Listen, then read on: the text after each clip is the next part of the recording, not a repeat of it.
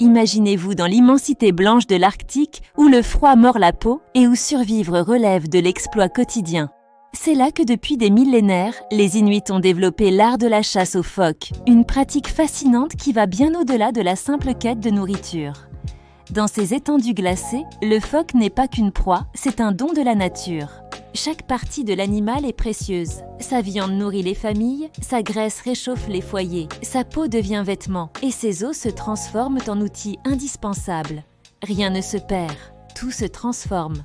Les techniques de chasse des Inuits sont un véritable chef-d'œuvre de précision et de patience. Imaginez ces chasseurs, immobiles pendant des heures, scrutant la glace pour repérer les signes révélateurs d'un trou de respiration. Leur harpon à la main, ils attendent le moment parfait, en harmonie totale avec leur environnement.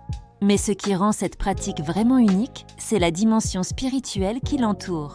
Chaque chasse commence par des rituels de respect, des prières silencieuses qui honorent l'esprit de l'animal. Les Inuits ne prennent que ce dont ils ont besoin, perpétuant un équilibre millénaire avec la nature. Pour survivre dans cet environnement extrême, ils ont développé une connaissance exceptionnelle de leur territoire. Ils lisent la glace comme nous lisons un livre, comprennent les mouvements des marées et se déplacent avec une agilité stupéfiante sur ce terrain traître. Leurs vêtements, conçus avec ingéniosité, les protègent des températures les plus extrêmes. Aujourd'hui, face aux changements climatiques et aux pressions modernes, cette pratique ancestrale est menacée.